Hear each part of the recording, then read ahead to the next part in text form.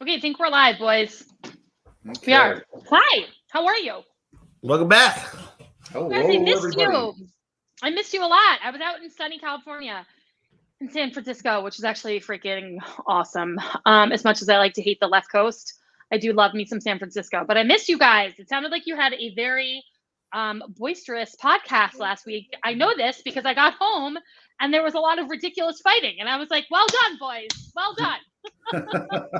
I was giving you a slow clap. We did not intend to stir the pot. I don't think we intend to do it all, right? We just sort of talked about what was going on. I intend to stir the pot every podcast, Dan. Well, I mean, I accept that it naturally is going to happen. Burn the pot. But I don't try to do that. At least I would like to think I don't. Who knows? Well, okay, so wait. The first thing I came back to that I saw that I was like, what the heck am I reading about was Furniture Gate, which was like kind of cracking me up because it's just like so absurd. So you guys can explain that probably a little bit better than I can because I was like reading all the comments and the crazy after stuff. But it was like that Commissioner Songby wanted $13,000 or something for new furniture in her office. Is that correct? I believe there was 3,000 allocated, so an additional 10,000. An additional 10 grand. Okay, can I just like briefly weigh in on this? Like, I don't think this is super important, but I would love to like briefly weigh in on it. And I just want to say this: walking into Commissioner Madigan's office, she had a legitimately huge desk, a legitimately great conference table.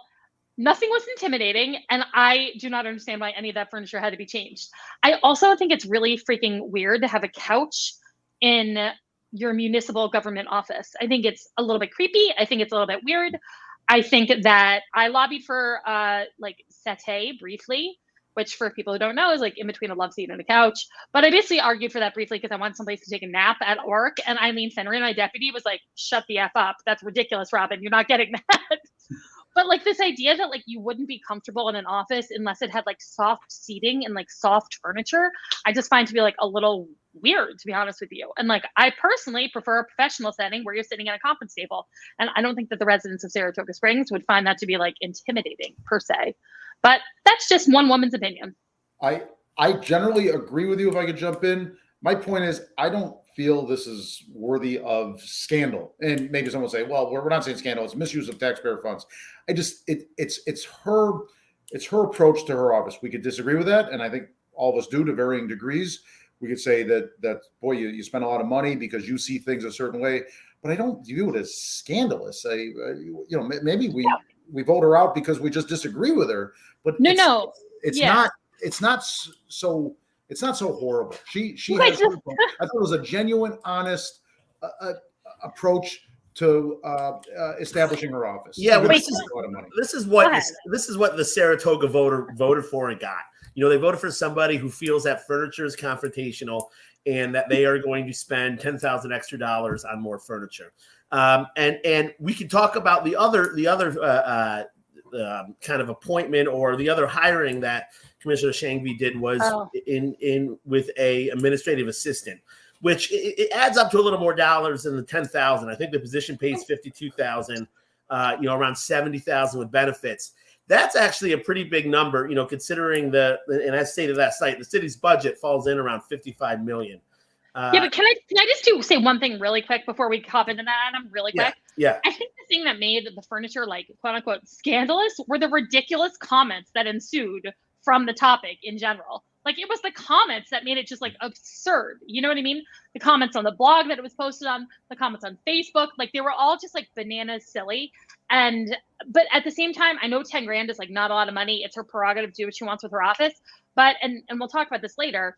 Last night, the city council hemmed and hawed about approving 10 grand to pay my legal fees for an attorney general subpoena, which we can talk about later. But again, same amount of money. You know what I mean? And one is just like spent with no thought, no regard at all. Shouldn't be a big deal. And the other one is like heavily debated. But also, if someone showed up at my house with 10 grand, I would freaking jump for goddamn joy. It sounds like a small amount of money within a municipal budget, but in general, it's not. It's just not.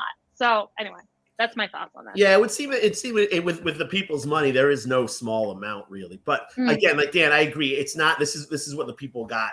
But then the other thing we needed is she reposted a response to the blog, and the response I almost have more issue with because the reasons she gave for these actions were it was for me, it was, well, you knew this going into the job, right? So she brought up the fact that she can't feed her family on $14,500 a year, so she has to hire an administrative assistant. That's not incorrect, and I do have sympathy for commissioners who have full-time jobs. But when you won for this office, you know that going into it. Or she brought up her travel to India and how she'll be traveling to India once or twice a year to see her aging dad. Well, her dad has aged at the exact same rate you would have predicted at the beginning of the election, right? So when she was deciding whether to run or not, none of these factors are new factors. It's not right. So, right. So for her, it's kind of an elitist, like, hey, listen, these things are more important than the city to me, and I understand that. But you knew that beforehand, and you're putting for me, again, this comes back to me. I see her. And the way she answers the criticisms, then she falls back to being a gay Indian woman. I mean, it's just everything or equality. She needed the new furniture because her furniture was confrontational, which is something I guess voters in the city agree with. Or she needs an administrative assistant because it's equitable because other departments. Oh, because for parity. Yeah, right. can I just speak to that for a moment though, because it actually really bothered me because so when I was in City Hall and started in 2020, actually Commissioner Madigan added an extra position to the finance department by bringing in the director position, the director of finance, which Lynn Bachner has, and she's fabulous at. So she had a director and then she also had a deputy. So she increased her office by one and she had that extra help. So this idea that you would also need an executive assistant is crazy to me. And I don't think any department, to be honest with you, needs an executive assistant except for maybe public safety because it is so much larger than all the other departments. I mean, you're talking over 200 people versus finance, which I think is maybe 15 people. So if there was any place where an executive assistant would be needed, it would be in public safety. So this idea that she needs one in the finance department because her life is so busy, that's a Manita problem. That's not a Saratoga Springs problem, in my opinion. And like you take on this job knowing what else you have going on in your life. And quite frankly, if I had written the first novel about lesbians in India and HarperCollins was publishing it, what the heck am I doing kicking around here? I'd be over there selling books like nobody's business. I wouldn't have just been there for August. I would have stayed for the long haul and done a whole book tour. So I'm just like, it's how she decides to prioritize her life. But at the same time, one of the things that she has on her plate is being a public official, and she's accountable to the people that voted for her. And sometimes being accountable isn't fun. And I think this is kind of, for me, one of those moments. I'm disappointed she took so much time away.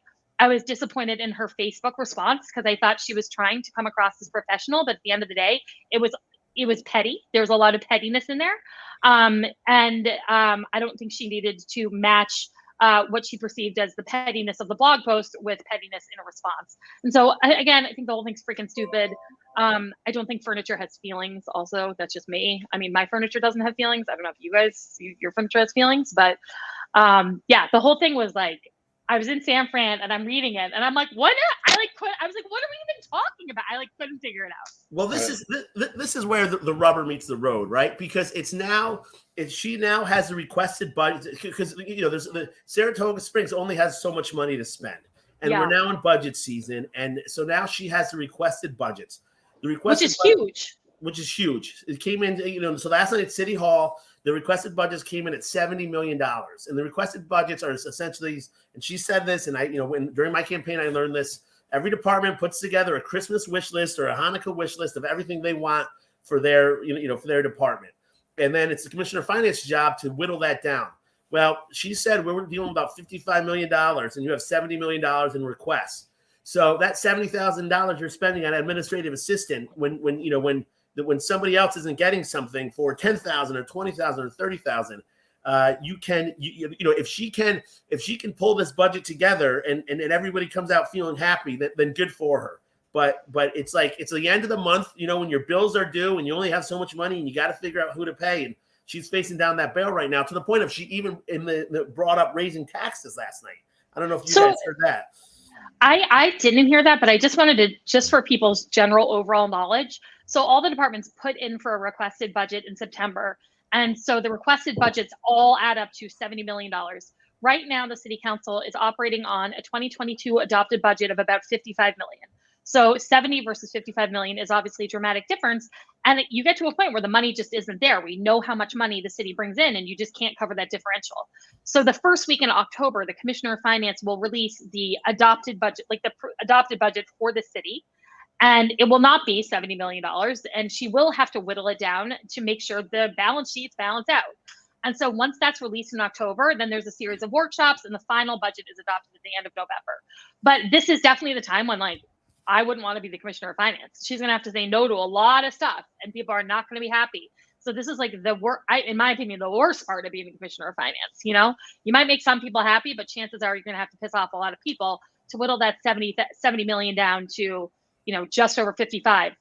Adam, maybe you know this, or Dan, maybe you know this. I don't believe that the revenue for the city has increased so dramatically such that we could support a multi-million-dollar increase in our budget. No, and she spoke to this last night and essentially said there's some more money coming in, there's some there's some less money coming in. At the end of the day, it's going to be a net gain. This is her, the Commissioner of Finance prediction. This is a prediction that she's going to be dealing with that $55 million number and going to have to make this 70 million fit down to that 55. And again, it's going to be tough when you're sharpening your pencil and people are saying, wait a second, you just redid your office that was perfectly usable, or you just hired yourself a position that didn't exist a week ago. What about where's mine? And so that's where it's going to get. That's where she's going to have a lot of tough decisions. It was a bad time to make those hires and redo your office right before you got to tell a lot of people no. That's my opinion. Yeah. But we'll see what happens. If I could jump in on that, to the extent that this was a political mistake, and again, I'm not so bothered by this. Some people obviously will be. Hence the Saratoga Springs Politics blog, John Kaufman and the commenters.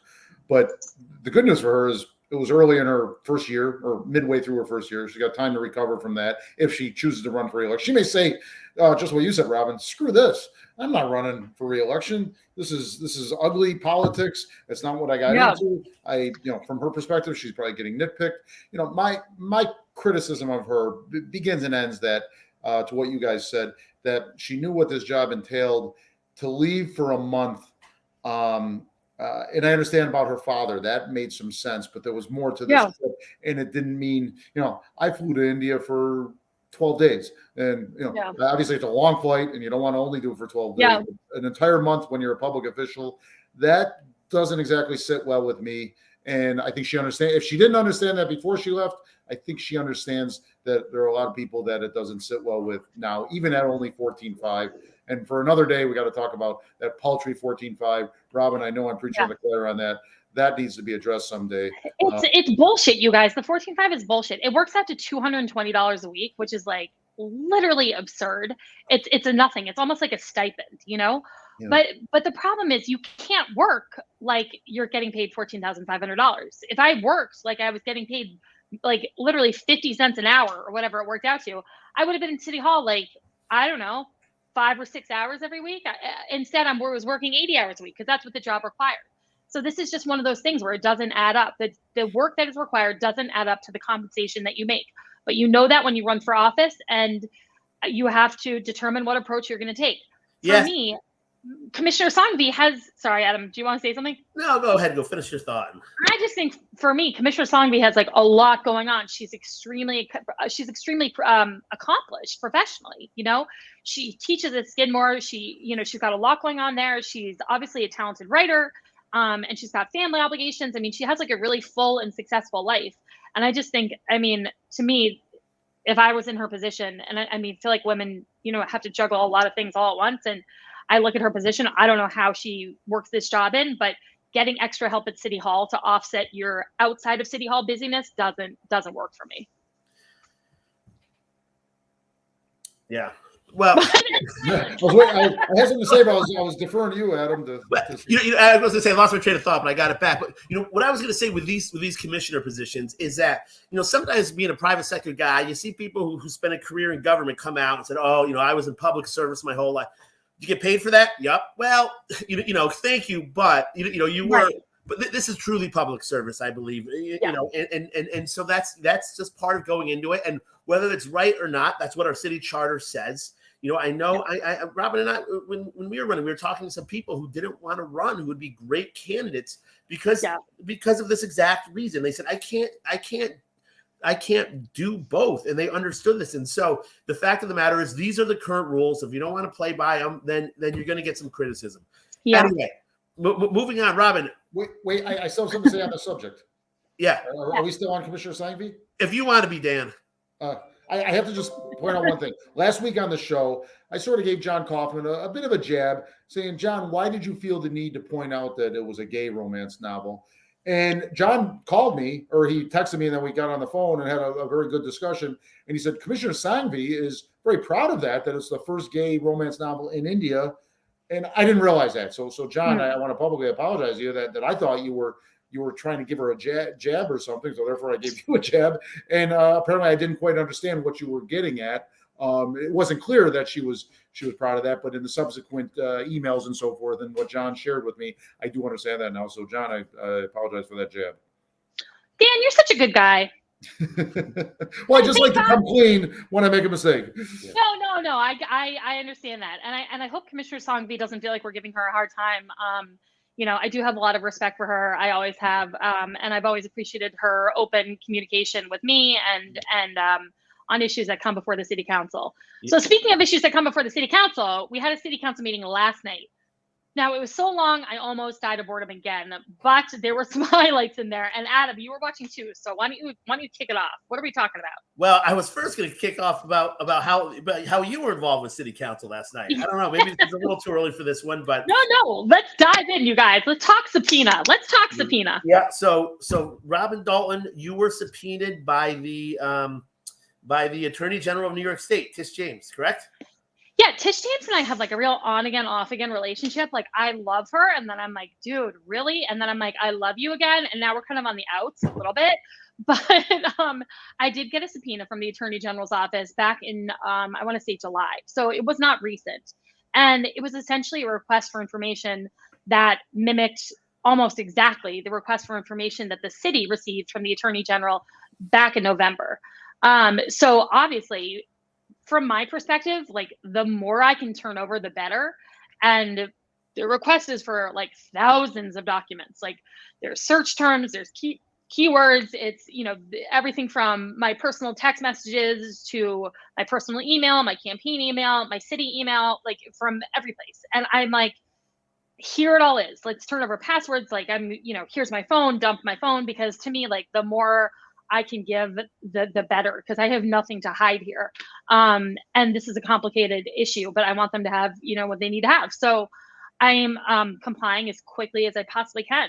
And I will be going down, I think, at the end of September for a deposition, and I welcome that as well.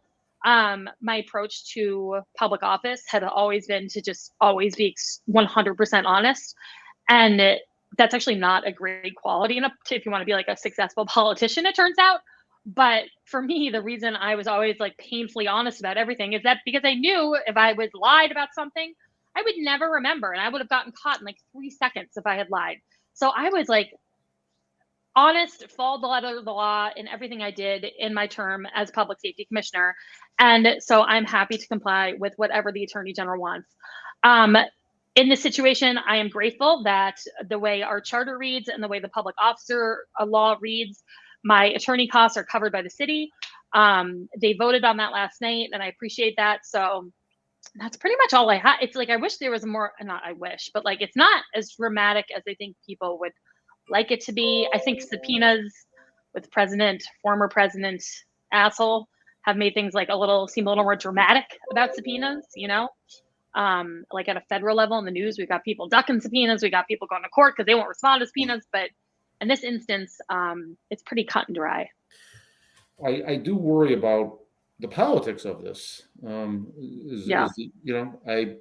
don't know the Attorney General well. Some people like her that I know. Some people don't like her that I know.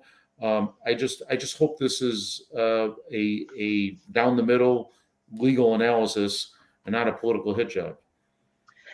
Yeah, I hope so too.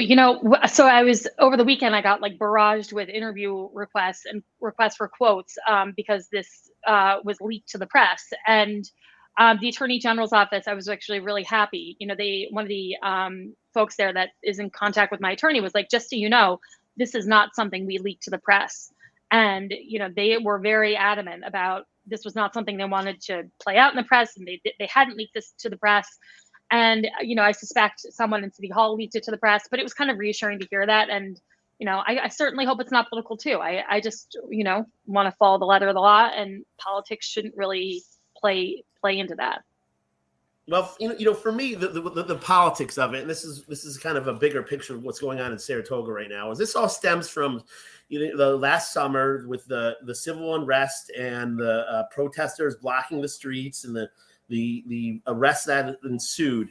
And so but these protests were all done under the false pretense, again, going back to Darryl Mount, that our police force was racist, and this narrative was pushed along to spark these protests, to fuel it, to justify these protests.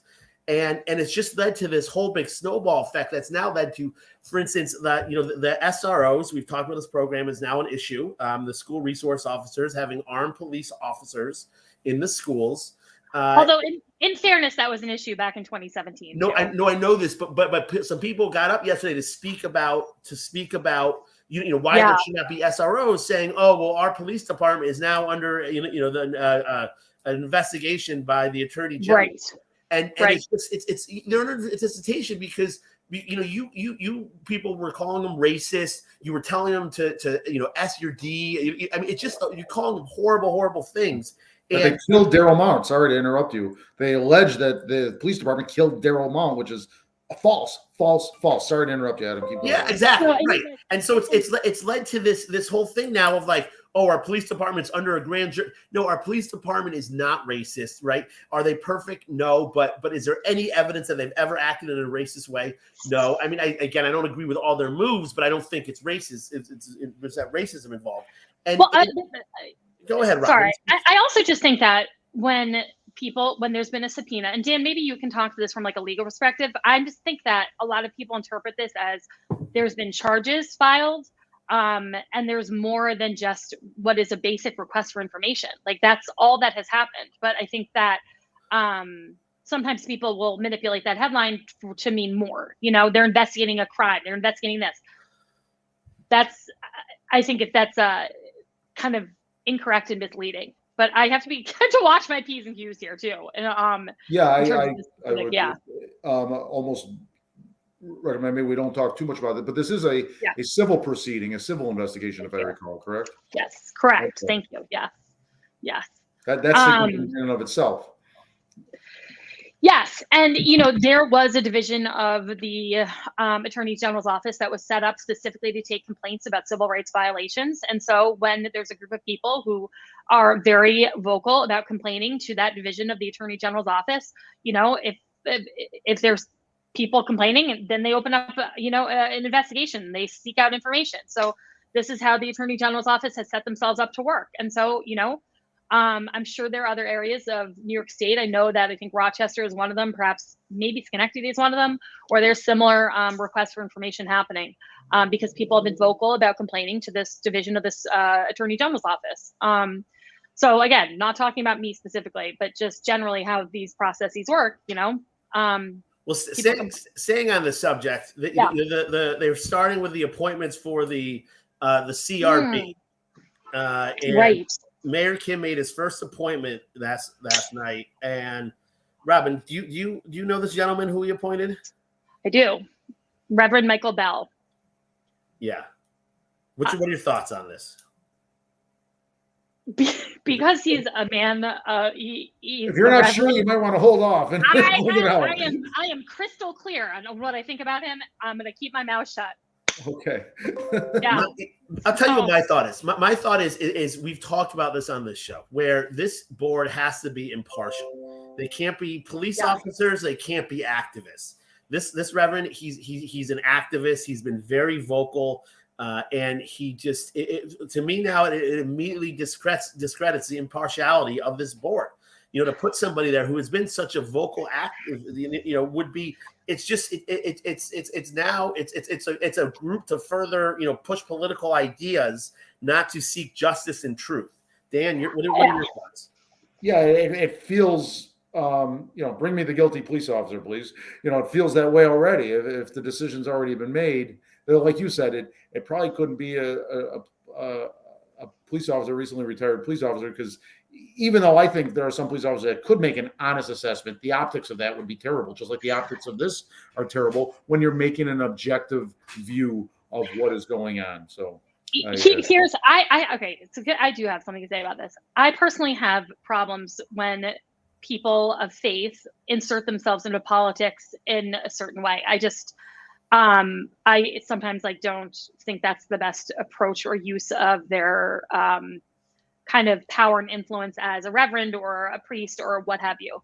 I did listen to a panel that Reverend Michael Bell was on about a year ago, and the extremism of how he spoke about what was going on in Saratoga, the way in which he exalted Els Figueroa, it was all really troubling to me.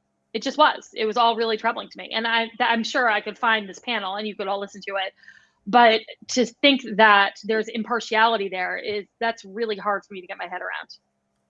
Yeah, it just seems like Ron punted on this and hid behind the idea of a man of the cloth being being okay. After that, anything goes. He can. So it's just again, it starts to CRB with little to no credibility. It's gonna. I don't. Knowing our city council, I don't see anybody being pointed to kind of to weigh that activism out. And it's going to be a partial. It's going to be almost a hit job on police officers. I fear. I'm just going to say I don't know if the community is going to look at that and be like, okay, this CRB is going to be like bullshit. There's not going to be any impartiality. I think the most important thing is the way in which they work with the police department is going to be seriously compromised if Reverend Bell is the chairperson, because the police department understands how Reverend Bell feels about them, and they will not be. There won't be buy-in there. I think it'll be really difficult for the two groups to work together. And as we know from all of the exhaustive research that we've done on this, that we've heard about this, that we've done in the city about this, if you don't have buy-in from the police department and how the CRB is going to work, it's going to fail. It's just going to fail. Yeah. Or if you have somebody that you've appointed, and this may be a simple approach, this isn't correct, but it may need to be done to balance. Maybe a retired police officer does need to be appointed to balance it out. I know. So wait, it's interesting that you said that, because here's the deal. This was formalized back in February, right? The CRB. It was it's been formalized for months and months and months and months. They've been accepting applications for months and months and months and months. Now, my sources, which are fairly good, the last I heard was that they had 7 or 8 applicants, of which 6, I think, were former law enforcement officials. So what's happened to those applicants? Why are they not on the CRB? I thought this was not going to be just straight appointments from the city council. I thought this was going to be members of the community who could apply to be on the CRB. So where are those folks and what happened to those folks? And I suspect that's why this has been delayed as long as it's been delayed. Yeah. Interesting. I'm surprised they aren't asking. Let's face it. This was enacted. Sorry, Adam, if I'm interrupting. This was enacted. So let's make it right and let's do it. But it's already off on a terrible footing, as both of you had said. And what a shame. Because all of this stuff, we've had really 6 or 8 months now of really not that much controversy on racial issues. It's been a lull. But now this is happening. The Darrell Mount trial scheduled for 2 months from now. Is it? It was scheduled. Whether there's been a delay, I have not seen it. I have been loosely monitoring the case online to see if there's been any movements. I'm on an email list that whenever anything happens, I get notified, and I haven't been notified. So as far as I know, that is still scheduled for trial in November. I have a question for Commissioner Montenegro, and maybe he'll answer it. I'm guessing he won't. But I've heard from multiple people that Commissioner Montenegro is not going to run again for this position, which I just think is interesting. I mean, I'm not super surprised by that, but I know it seems like we're really far away from talking about who's going to replace these guys or run against them, but we're really not, right? Because it's this December and January that the Republican and Democratic committees will get together and figure out who they're going to nominate to run for these city council positions. So we're just a couple months away from that happening. And so anyway, go ahead, Dan. Oh, Adam, I've been yapping. You go ahead. No, well, it's going to be interesting to see who on this city council returns. I think it's going to be very telling to see, who this was just something that they, a power thing. Right, exactly. Or this is a position, this is a city I love and a position I love. Yeah. I will say, you guys, from what I've listened to again of the city council meeting last night, now let me just say, like, when I say these meetings are long, I was waiting for the second item on the mayor's agenda. The mayor's agenda is the first agenda on the city council meeting. They didn't start the mayor's agenda until after 9 o'clock. These meetings start at 7. So that's like 2 hours of listening for just the agendas to start. It's freaking nuts. If anyone from City Hall is listening, you shouldn't be scheduling 2 huge presentations on the same night. It's just nonsense to ask the public to wait this long. Oh my God, where was I headed with that? Well, hold on, let me jump in real quick while you're talking about that you and the city council paying your legal fees. And this came up with attorney Rizzo, right? Am I saying that? Anthony Rizzo? Izo. I know Rizzo. Izo is that they're talking about the precedence of city and this isn't just commissioners, it's volunteers, people who are acting in business on behalf of the city. And my father was actually on the planning board when the planning board got sued. And the planning board got sued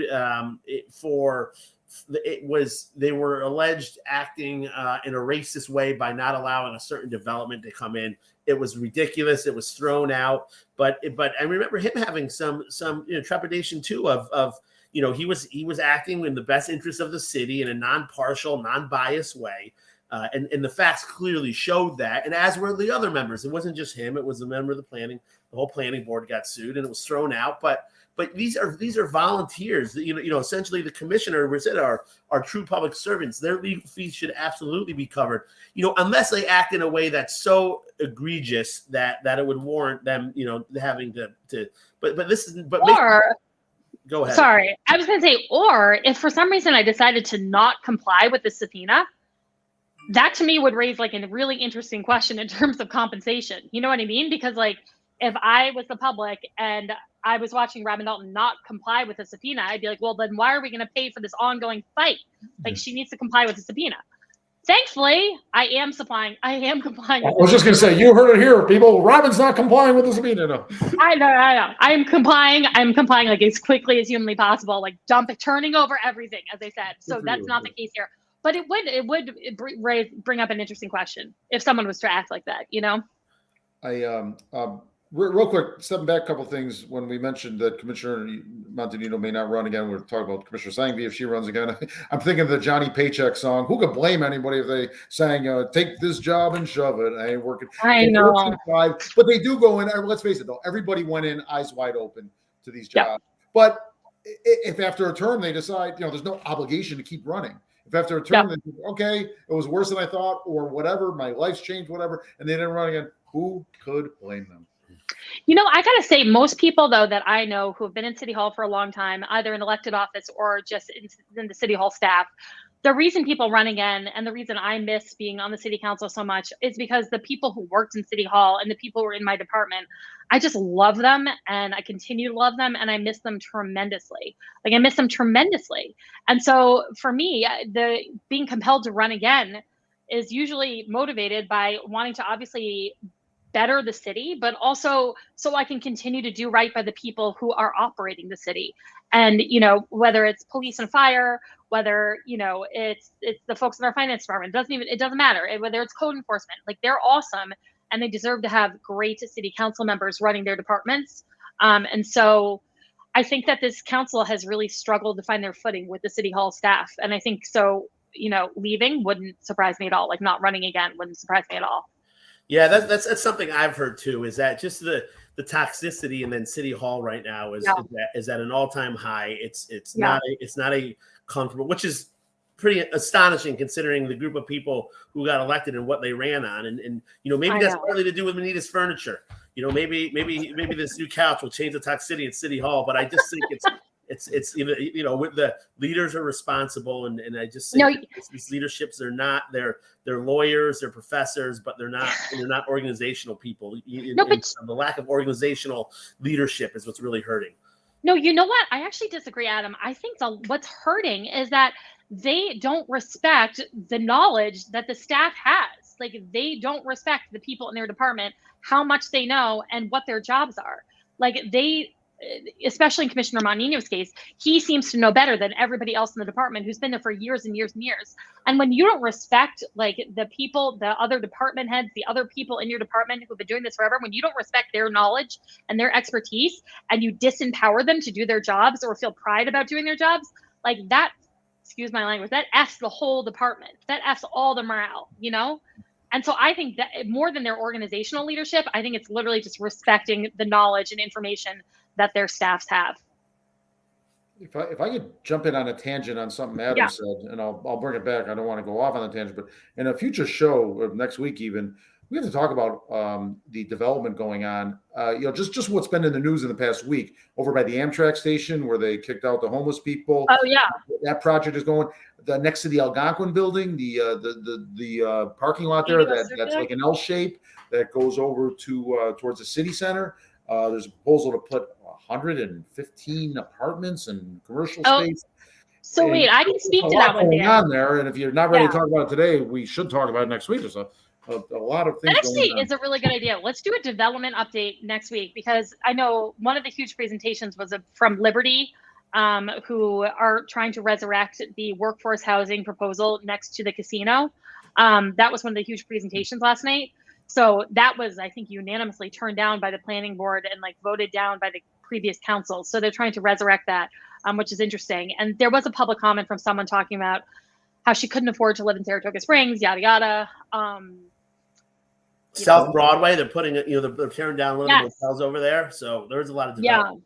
Yeah, there is a lot of development. One of my daughter's teachers did not come back to her school, and my kids go to St. Clement's. So it's doesn't pay as much as the public ones. And she said her rent went up $300. $300. I remember when rent was $300.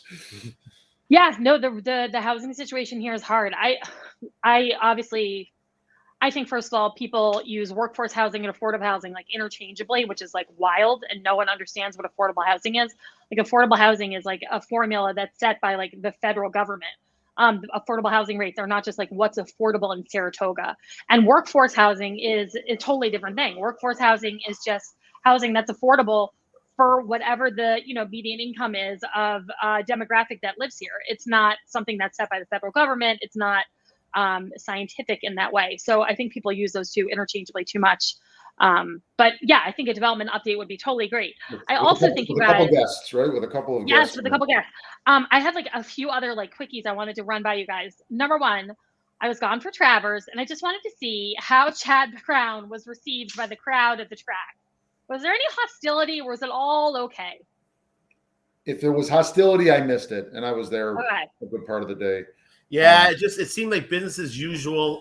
He won the title, the trainer title at Saratoga this week for the most wins as a trainer. We covered talking about him and kind of it's interesting to see how that he was allowed. I was actually a little shocked, to be honest, to see him at the track. Personally, I think he should have been there. But in this kind of cancer culture we have, I was shocked. But he was at the track. It was business as usual. And as these allegations unfold and the story comes out, I hope he doesn't make me look like an idiot. But if something tells me he's going to, Adam. Let me just say, that's not that hard, I guess. But defending his home, I don't know. We'll see what the facts come out. I just think a little humility goes a long way, And unfortunately, Chad Brown is not someone who possesses any humility. But what are you going to do? Yeah. But how was Travers in general? Was it good, celebratory, fun? How was the day? The weather was perfect. Awesome. It was a great crowd, a good result. From my perspective, it was a great Travers day. That is awesome. Strike It Rich ran a great race.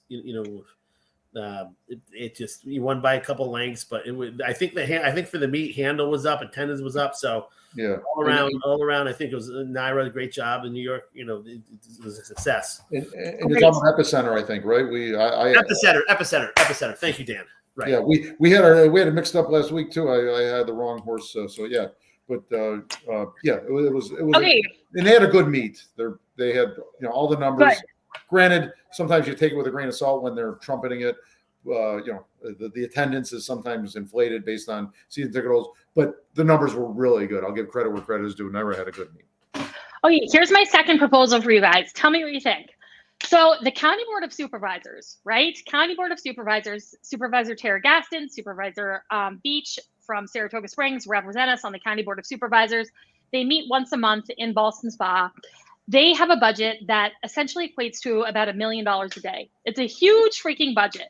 Tons of money. Lots of big stuff happens at the county level. The thing is, it's wicked boring. And also in the past, it's been really difficult to access their meetings. But I think they need a little Saratoga podcast scrutiny. So my proposal to you two is that we take the show on the road and hit up one of the next county board of supervisor meetings and report back to the viewers what's going on at a county level with their money and our supervisors. Because I think that, again, $1 million a day is spent at a county level. Why are we not paying more attention to it? It's a lot of money. Sounds absolutely miserable, but I'm open to it. Yay, Robin. Yeah. You guys, I will bring snacks. I'll make it fun. No, it's like a whole different process. You have to sign up in advance if you want to speak and da-da-da. I just think it would be really interesting for us to go. And I really do think that Saratogians need to be more attuned as to what's happening at a county level when the stakes are that high in terms of how much money is being spent, Then you're buying the first round of drinks at the Front Street Cafe or whatever. Yes, I will bring flasks for everybody. Which is that is a neat bar, though, with the Front Street something or other. I was there over. Yes, we'll do a whole bespoke extravaganza.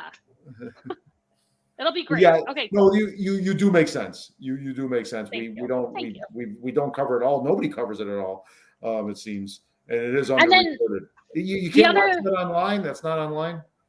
I think they might be posting the recordings online now, but forever I would have to go and find the transcripts and read through these 100 pages of transcripts. It was insanity. It's a totally different feel, you guys. I think when you see it in action, you're going to be kind of shocked as to how different it is from how our city council operates. So that was one of the things I want to throw out at you guys. The other thing is that we do have two interesting local elections coming up. One is for the not attorney general. One is for the district attorney's race between Michael Phillips and Karen Hagan. And I think it would be really great to have them on. I also think it would be really great to have the two candidates who are up for special election, Commissioner Jason Golub for Public Works and Anthony Sirocco Jr., who's also running for Public Works. As I said before, I am involved in Commissioner Golub's campaign, so I could maybe take a back seat there because I want things to be on the up and up. But I think it would be great to have both of those groups on because they're interesting and impactful and significant as we come up to these midterm elections. And I don't think people are thinking local, Two other, yes, I agree with that. And then two more elections, the Catalfamo-Warner race is pretty fair. Yeah, absolutely. As well as state Senate, Jim Tedisco versus Michelle Osterlich. I think there's going to be a lot of state money dumped in that race. It's going to be millions of dollars, and it'll be positive for about 3 minutes, and then it's just going to get ugly for months. Yeah. And you're going to see attack ads on TV. I suspect the state Dems, who have a lot of money to spend, think they can win that seat, and they're going to dump a lot of downstate money. I'll say statewide money, but a lot of it comes from downstate into that race. I don't want to side, but that is you're going to see that be an ugly, hard fought, expensive race. All right, well, we'll put out the ass, and hopefully we can have all the candidates on because I think these are all super significant and important for our viewers to know about. Adam, you look like you're deep in thought. I was just reading about some development that the L shape behind lot behind the building. That's 400 units. It said it's a big development. So you guys, so here's the thing: the Algonquin, so the parking lot that was in between the Algonquin building and the Calmer, thank you. That was sold to the Aaronsons, who own the Algonquin building. So they're going to build essentially like a replica of the Algonquin building. They've had this plan forever. So there's going to be a new, very big building going in there. No one's surprised. I'm not so bothered by that. A parking lot, a gap in downtown where apparently there was once a church 50 years ago. I didn't live here. Adam, I don't know if you recall a church there, but that to me that's not a problem. I haven't seen the designs or anything. Where the gap is? I'm sorry. No, I remember the Woolworth was there. The Toys for Joy was. It was a strip mall. Okay. So maybe there was a church behind it or a church before. Yeah, according to TU, there was a church there. I remember buying my first Nintendo game there at the Toys for Joy. By Toys R Us. Pivotal moments of our youth. Pivotal moments. Yeah. Well, it's happening. I'd like the opportunity for more downtown retail. I love that. I just, they're going to get hit in the face when their rents come out and they're not like affordable housing prices. People are going to smack them in the face, but that's Broadway for you folks. And the price is what the market will bear. If people are willing to pay it, that's what the market will bear. So that should be interesting. Other than that, I don't have a whole heck of a lot left, folks. Do you guys have anything left on your list? We're about 45 minutes in. We're a little short today, but I couldn't, partly because to be perfectly honest with you, I couldn't listen any more to the city council last night past the 2 hours and 15-minute mark. There was a little sparring again with the mayor and Commissioner Moran. I still think Commissioner Moran continues to be just a pleasant surprise in how he has maneuvered all the accusations and nastiness coming towards him from the mayor. So I still will continue to give kudos to Commissioner Moran. I still don't get that. Adam, do we want to go to Cheers and Jeers, or Adam, did you have something? No, we'll Cheers and Jeers. All right. Let's do it. Oh, wait, you got your funky Cheers and Jeers thing? You guys have one thing, and we have to do it. Cheers. And then jeers. Look at that. It's tough. I never really looked at the shadow, exclaiming the jeers. All right, give us some cheers and jeers, Dan. Okay, let me start. Listen, a cheer to everybody and anybody associated with Saratoga Racecourse, and I do mean the downtown and the area restaurant workers, retail workers, hospitality workers, everybody. A giant cheer. It's the engine. It's the key economic engine of this region. It is a multifaceted economic engine. I acknowledge that, but we can't ignore that. So congratulations to everybody, including certainly the horses, not just the people, but the horses, but the backstretch workers. We always talk about the jockeys and the trainers, and as well we should. Those are high stress, dangerous jobs in the case of the jockeys. But let's not forget the backstretch workers and the hospitality workers and so forth. A jeer, and I've probably used this 2 or 3 times, but it's near and dear to my heart. If you live here and you don't like racing, that's fine. You make your choices in life.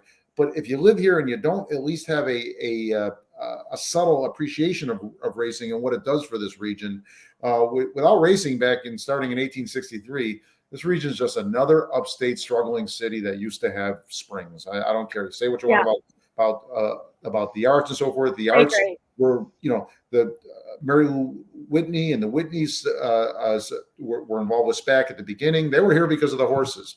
If you don't like horse racing, and I'm in a very small way trying to improve the sport, there are problems with it, but at least appreciate what it does for the farmer down the road breeding horses, or the feed store, the economy, hotel owners, and so forth. That's if you don't appreciate that. Dan, I think you mean the $250 million that it pumps into our area every year because of racing. I'm not the biggest racing fan. I love our track. I love it so much. But I'm never going to be the person who knows all the horses and making all the bets. I'm just not into it in that way. But my God, it is the lifeblood of this community in terms of being our economic engine. We saw what happened the year that visitors couldn't come here with COVID. Yeah. Our sales tax dropped 65%. 65% that summer. We need this track desperately, and we need it to be successful. And so I am so on with that cheer. I think you're spot on. Spot on, Dan. Thank you. Adam, you're up, kid. All right. I will cheers Mayor Kim, and I will explain why. I always have a lot of respect for people who go against their own, go against the party, go do what they think is right, as opposed to what they think is popular. And you're talking about Mayor Kim here? Talking about Mayor Kim. So last night, Natalia Lenka, who is on our school board, who has very Natalia Latakia. There you go. Natalia Latakia has very left progressive views. Came and talked about feeding the homeless people underneath the parking garage at Railroad Place. And Mayor Kim had he hosted a collective meeting with all the parties involved, and the public was welcome about the homeless issue and the panhandling issue in Saratoga. And one of the takeaways from every group involved, right? And you're talking these groups that deal with the panhandlers and the homeless on a daily basis, was there are ways to get them off of this cycle. One way is to not go into the parking garage and feed them, right? These groups will use a meal as leverage to try to get the homeless and the vagrants into services. They'll say, come in, have a sandwich. You got to talk to somebody though. Just talk to somebody who's trained to talk to you.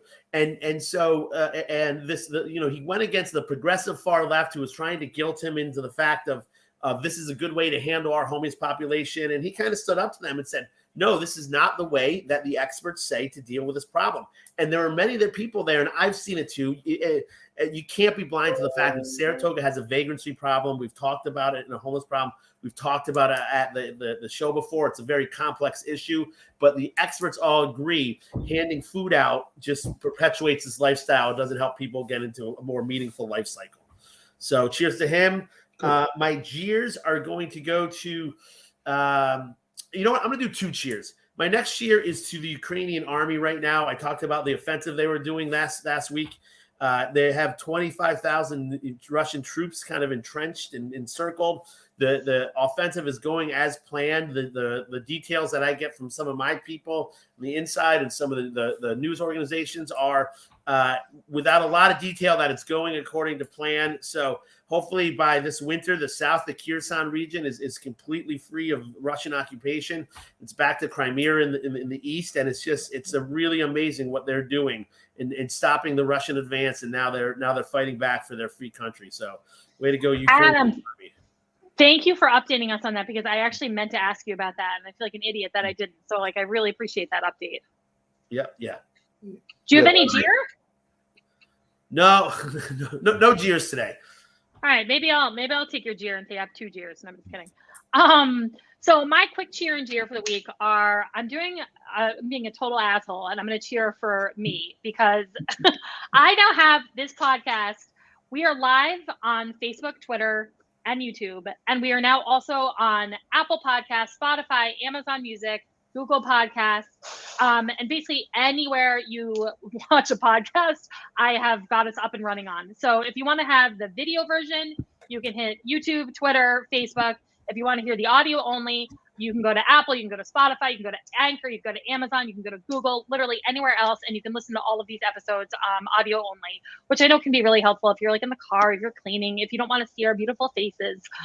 So we're really accessible, and I'm very proud of that. And I'm also really proud of our numbers. You guys, this is our 24th, I think, or 25th podcast, which is like pretty awesome. And we've had thousands and thousands of people view it. So I just cheer to you both. Thank you for coming on this like little ride with me. I know the 3 of us didn't really know what we're getting into, but I've had a blast doing this, and I can't wait to keep doing it, especially as we go into a political season. So fun. Yeah, it will be fun.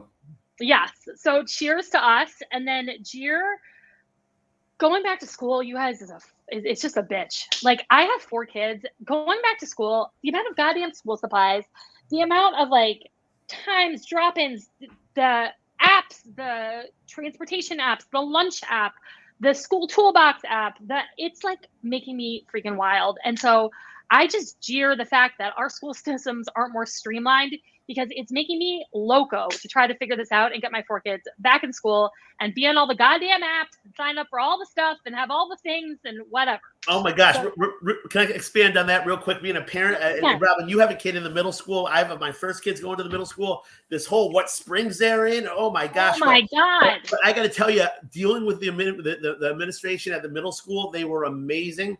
The people there who reassured us, guided us, found answers to our problems, and we are pretty easy parents. I think my wife and myself, but hats off to them. But I know what you mean with the middle school there. Oh my God. Well, I'm not there yet. Thank God. It's a lot. It's a lot. Hey, by the way, we got bumped from Hawthorne to Columbia. So I think we were going to have a kid together in Hawthorne, but now You're in Charlie, Columbia. Yeah, Charlie, like at the last second, got bumped. I got to go talk to the minister. That was... All right, you guys, you rock. You're the best. This was so fun. I will see you next Wednesday at noon. Stay charmed, Saratoga. Thanks for watching.